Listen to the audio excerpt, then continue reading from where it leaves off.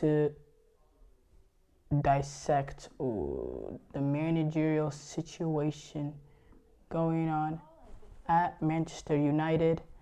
I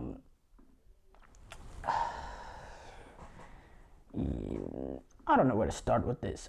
We've been talking about this a while now.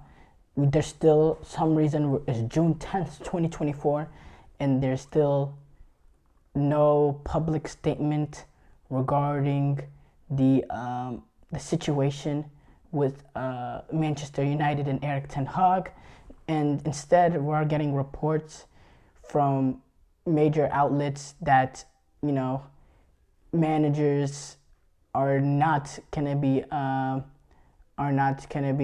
part of it, like Thomas Tuchel, which he has sources have officially announced he will not be joining Manchester United. He will not be the new manager of Manchester United, which in my opinion is interesting.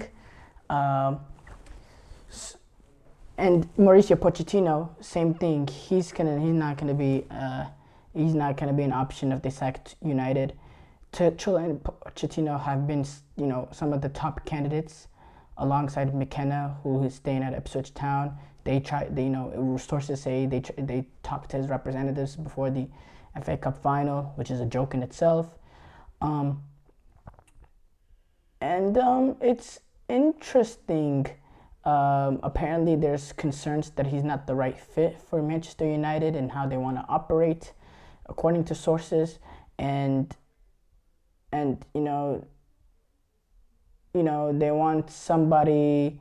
United wants someone similar to what Chelsea wants in terms of a yes man, in terms of a manager that comes in and doesn't want to take on the recruiting department and just wants to manage the football team.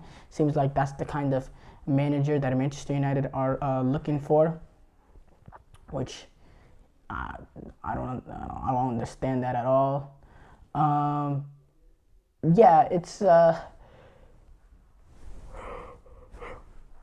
It's very interesting.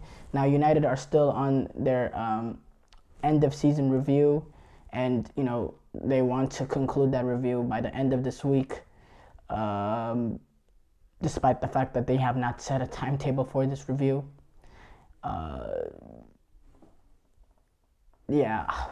don't understand this review thing, by the way. I don't think it should take this long to do an end of season review to decide whether or not a manager should be good enough for the job. I really don't know what Manchester United is doing. I can't sit here and try to comprehend it. It's been way too long. This should have been decided. Now, even if you continue on and you do sack Ten Hag, you're on option like 8 or 9 or 10 or 33 or 79 or 133. Like, you're on some crazy number in terms of how many people have you already approached, and you're 2-3 weeks late in terms of a new manager potentially coming in, getting his foot on to start the job, start the obligation that is managing this team, that's getting his players in the right opportunity to be successful, to come in and have a proper preseason. I don't get it at all. I really don't. I don't understand it in whatsoever. Glazers, they've been on huge fire ever since they came into United. They've been questioned, their ability, their lack of spending, their not just the lack of spending, but how they spent the money, how they manage managers, just the way that they've run the football club, how they've allowed Old Trafford to turn rotten, the Super League and that nonsense being one of the major clubs in England that were really for it. Fans, they've been really, really fed up, and it seemed like there was this new group coming in, the NUS group, led by Sir Jim Ratcliffe, to come in and make the club, give it a little bit more structure in terms of running the football operations, being able to run the football side of it with football mind rather than a business mind. And, and they came in, and it just seems like it's being run horribly all over again. It seems like it's the same old, Glazers United. I mean, not having a manager this late into, or having a manager but not deciding whether or not he's good enough to be sacked or not this late into time. Not making signings like $100 million for Anthony, signing Mason Mount for ridiculous load, bringing in guys like Casemiro and Eriksen, older guys, just to replace them a year on later with Amrabat and Mason Mount, who have both not been effective. Just a lot of bad moves from this United group, this new group coming in, and I don't think they are really the team to. This really is the next level, Oh yeah, this team, this new group of football operations is the team that bring Manchester United to the next level. They need to decide on this Ten Hag situation. But it's bad for Ten Hag. It's really embarrassing for Ten Hag. It's really embarrassing for Manchester United, and it's really frustrating for Ten Hag.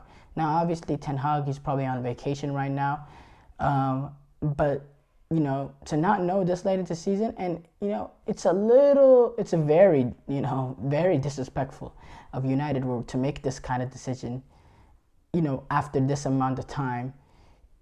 It's really not right. And I feel very bad for Erik Ten Hag.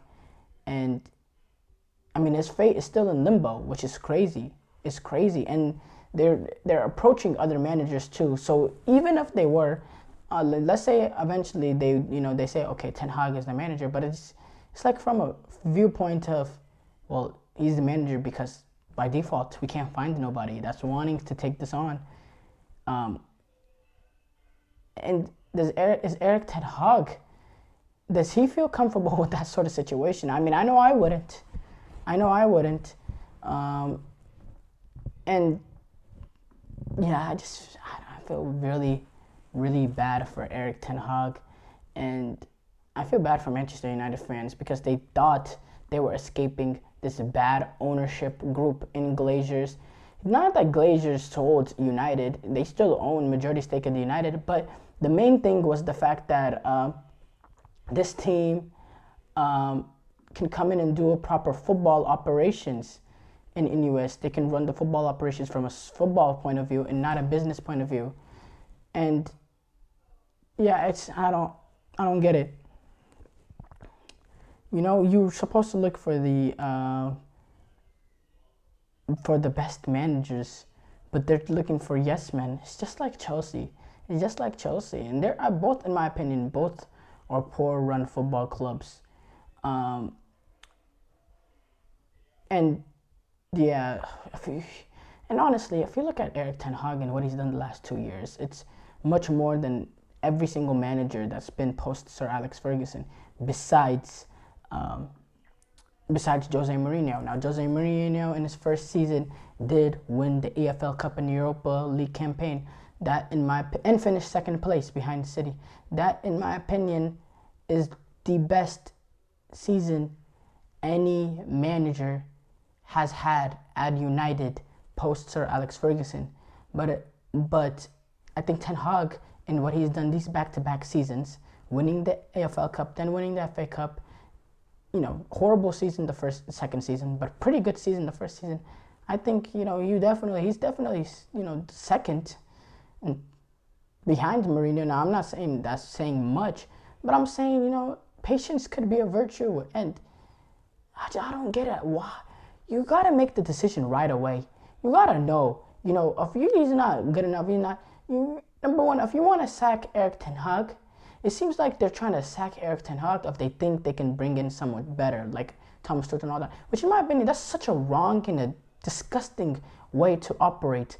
You should sack Ten Hag if you think he's not good enough. Point and simple. Now, if you think he's good enough to be the manager to lead you, then keep him. Let him, move on. Let him go through these rough points to see if there's, a smooth a smooth lane down the road.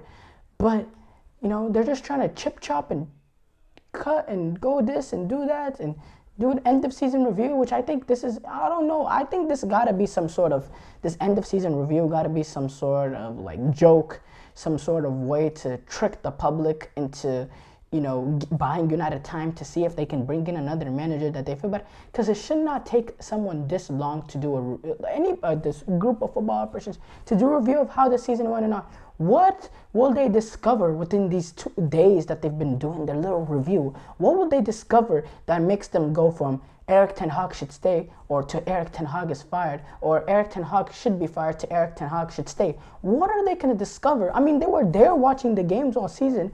What are you going to discover during your end of season review? What? I don't understand at all. Why is this even a thing? Why is the media, why are we as fans delusional enough to fall for this? How do they even think, why do they think we'll fall for this? Why? You know? I don't know. Interesting.